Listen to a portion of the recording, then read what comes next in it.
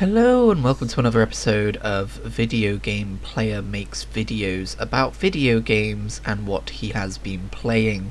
This is Halo Reach and it's Big Team Battle because I'm not sure I've ever done one of these in Big Team Battle because I don't play a lot of Big Team Battle. I lied. Everything I just said is a lie. It's Big Team Heavies. But you know what I mean. It's 8 versus 8. It's one of the big battleground game modes and I sucked chunks. This is not going to be a showcase of my marvelous gameplay or anything like that as you have just seen.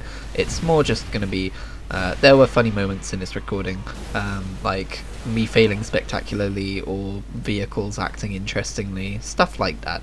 And I figured, I mean, we've done like what 152 episodes of this. We're on 152 now, I think, and I've never been good at gameplay. So why pretend now? Why begin pretending now? If you're wondering why the gameplay audio is quite as quiet as it is, it's because I was talking to Reese before I was playing, before I was recording this, and I had to turn the volume down so I could hear him, and I forgot to turn it back up. But hey, I usually have to artificially turn it down anyway, so that's fine. And by artificially turn it down, I mean turn it down in the editing. I've been playing more Halo lately, and I think it's to complement the fact that I've been playing so much bloody RuneScape, which is a very passive game, unless you're doing PvM, in which case it's a very different kind of action to this. It's more of like a quick, not quick time strategy, but you know what I mean. Anyone who's played RuneScape knows what I mean. It's a point and click adventure MMO, you know, so, but Halo is obviously first person shooter action, and I just feel like sometimes I need to, if I've just been like grinding in RuneScape for 6 hours, okay, usually it's not that bad, but sometimes on my days off it is that bad, I'm like, man, I need to cleanse my palate, so I go and play some Halo instead. And after a few games of Halo, I'm like, man, I want to get back into RuneScape now. So it's a pretty good back and forth between the two, nice and different. But what I want to talk about regarding Halo today is the fact that I played Halo 4 for the first time last night. I know it came out in the MCC way back in November, but I didn't get around to bothering to download it until last night because that is Reese's favourite one. And we played a lot of Halo 4 multiplayer last night, and I have to say, I have played a lot of the Master Chief Collection, and it's like my go-to game for if I just want to spend some time doing a first-person shooter online. Like it's just fun. Like every Halo game's multiplayer is just fun to hang out in. You know, I never get too competitive with it, so I don't get too frustrated if I have a match where I'm just losing. And there's all these different game mode types. So if I'm sucking shit at SWAT or whatever, which was a funny way of phrasing that, I'm like, well, I mean, I could just play something stupid like Big Team Heavies, which is slightly different, or just play a bit of Slayer, which isn't quite so instantly punishing. So there's that, but I've never loved it as much as I did last night. Halo 4 just clicks with me. I don't know what it is. It's probably because, if I am actually going to go and try and analyse that, it's probably because it's the most modern Halo that I've played so far, and I never played any of these games when they were relevant back in the day. And as someone who has played a lot of Destiny 2, Halo 4 is the closest to Destiny 2's multiplayer, but without all of the supers and classes and weapon metas and all of this kind of thing. It's obviously more like Halo, but it's so fluid and dynamic, and like it just feels like I have way more control over my character than I do in any other Halo game. And it's pretty as well. It's really pretty, and I'm good at it. Like I mean, there were some really bad matches as well, but I was like, me and Reese were kind of carrying our team in a lot of the matches we did, so that was interesting.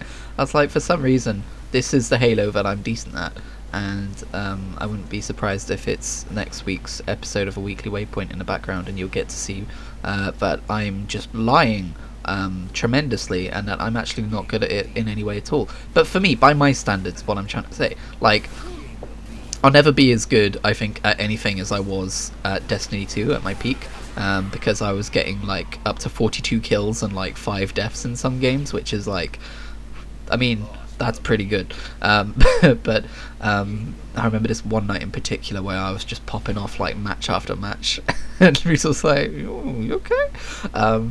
But no, Halo, so obviously not as good, but like I got like 23 kills and 7 deaths I think in one match or something like that, or maybe I'm exaggerating slightly, maybe it was more like 17 kills and 12 deaths or something, but it based on what I normally do in Halo, it was good, and it felt a lot of fun to play, and I enjoyed how Slayer felt, and I really enjoyed how SWAT felt. It's oddly chill. I feel like when I'm playing SWAT in other Halos, I feel stressed out. Or maybe I don't feel stressed out, but it's more like I have to be attentive. Whereas in Halo 4, it just kind of comes naturally to me, and I feel chill. And yeah, I really fucking like Halo 4's multiplayer. I don't know how to stress it enough. Like, what the hell? Why is it so good? Why did people not like Halo 4? What's wrong with people? I remember when Halo 3 was released in the MCC, and I downloaded the multiplayer for that, and I played some of it, and I was like, cool, yeah, it's another Halo. Like, I did not have the same positive reaction. I mean, I didn't have a negative one, but I did not have the same level of positive reaction as I did with Halo 4. It's so good. It's probably because it's the most different as well. But we played Halo 4 after I recorded this, and I wasn't just gonna ditch this recording, because like I said, there's a few things in this which made me smile. So, like that.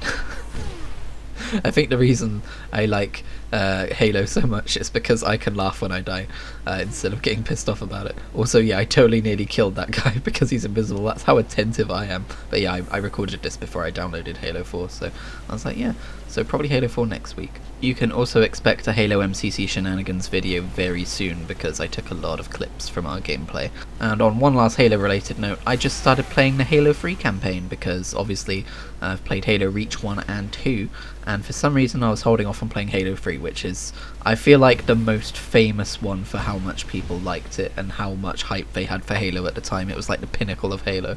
So yeah, I'm playing through that. First mission was pretty fun. I forgot just how fun the general moment-to-moment gameplay of a Halo single-player campaign is. It reminds me of it reminds me a little bit of Ratchet and Clank in a way, of just like, I mean, obviously it's a first-person shooter, whereas Ratchet and Clank is an action platformer, but just the way, you know, the varied enemy types and the different guns, and you know, having to run for cover at some points, it's just, I think it's just my kind of a game. It's great. Halo has to be the game that I have wanted to play for the longest amount of time, and it just didn't disappoint. It lived up to over a decade of expectations that Red vs. Blue initially set me down. So yeah, I should probably stop talking about Halo now, but I'm just in a very Halo mood, what can I say. Killed some Nazis this week too, played some Wolfenstein finally.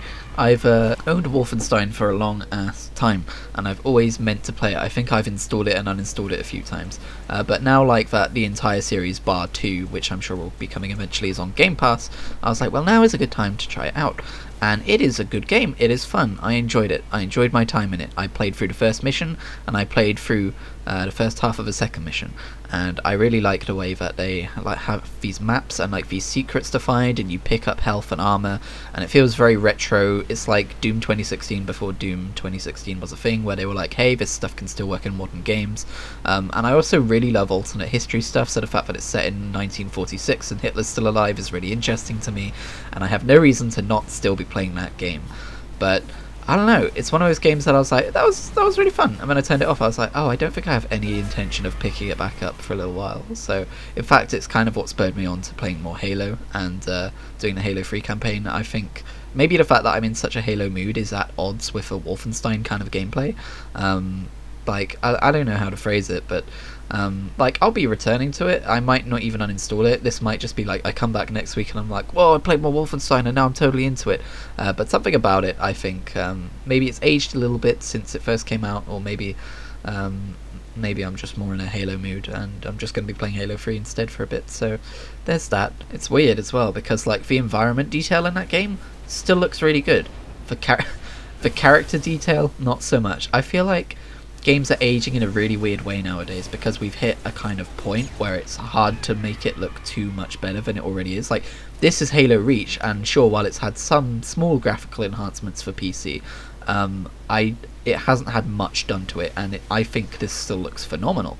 Like, not like jaw-dropping like God of War on PS4 or anything, but like, just it looks really good, and that's like a 11-year-old game now, so we've definitely kind of plateaued in terms of what graphics can be, but I think maybe we did that earlier in environment detail than we did in character models, because it's in the Halo games as well. Like, you're like, wow, this game looks like it could have come out today, and then a character appears on screen and you're like, nope, I take it back. I'd be interested to know if anyone else feels that way, or if that's just a me thing. Maybe people are like, oh no, I think character models aged pretty well and the environment looks bad.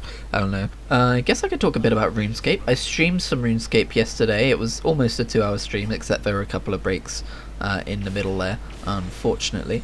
But yeah, I'm kind of dipping my toe back into that because I've seen some friends who have started streaming, and I'm like, oh yeah, I like doing that too. I should probably get back on that. It's been a while. So yeah, it was pretty fun. We did some dungeoneering.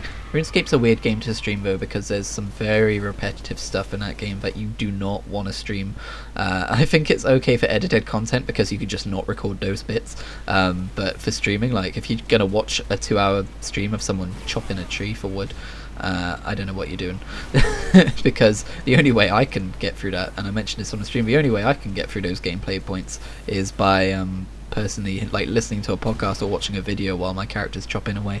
Don't know how I did it back in the day before I was like into multitasking that way, but hey, I guess times change. But yeah, that's occurring over on twitch.tv/Kritigri if you are so inclined to do so. I'll probably be streaming some dungeoneering, some questing, some Slayer potentially, although even Slayer can get a little bit monotonous after a while, so maybe not some Slayer. Maybe I'll just do some tinkering, some tweaking, see how things go. Of course I do work 6 days a week, so it might not be potentially possible to be streaming very often, and I'm not hugely happy with the quality of the stream as it came out, so who knows, maybe not. I am continuing to have a lot of fun in that game though, although now that the yak track is well, it's not over, but I finished it. I'm just kind of like, well, what do I do now? I have this freedom where I don't have to worry about having to do specific skills, so it's like, it's funny, I've kind of like lost my way a little bit of like, I don't know what I'm gonna do with my life now that I've got all the cosmetics I was after. Talking about channel stuff very quick, I'm thinking about when I get some spare time, so this probably won't be happening for a while yet, but I want to see if I can't redesign some of my thumbnail templates, because the whole you know, colourful bold text of the title of the series and then the number of the video, like with like a semi-transparent black background that they're on to make them stand out, that was only ever meant to be kind of like temporary, just as like, oh, I should at least make it look like I'm attempting to have some kind of thumbnails for my videos. But I guess in the hopes of driving some views up, like, it's not a main goal of mine, it never has been, but it would be nice to have some more views on videos sometimes, especially the weekly Waypoint, actually. So if you're watching this, thank you. But I need to figure out a way to spice those thumbnails up a bit, because I'm not sure a lot of them look very clickable. Especially, I did a vlog this week, and I couldn't find a frame from my vlog that looked potentially clickable, so I just gave up and chose a frame of me pointing at the sky, because I was going to choose a frame of me looking at a Pokemon card, but the highlighted title at the top would have interrupted the Pokemon card's like art and like the name of a card, and because I didn't pull it out very far, so and there's no way to obviously do that post you know, in editing. Like, I can't just like add more environment to the picture so I can zoom it out artificially or anything, so I was a little bit stuck there.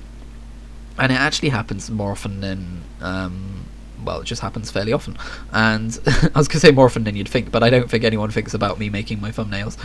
But I need to figure something out that's slightly more minimal, I think. That, like, maybe just like, that's the thing.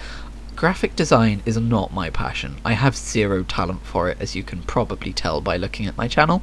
And I have no idea how to make my thumbnails look good. So it's something I've been wrestling with for a little while now, and also as with everything on this channel, it's not something I can spend a huge amount of time on, because this is a hobby and I don't have the luxury of being paid for my time. So if I'm not enjoying what I'm doing, I shouldn't do it, and if I'm spending ages doing metadata, I'm not going to enjoy it. So it's a dilemma I face. Let me know if you have any ideas, I guess. But we are approaching the end of the video. I hope you enjoyed it, and I will see you in the next one. Ta-ra.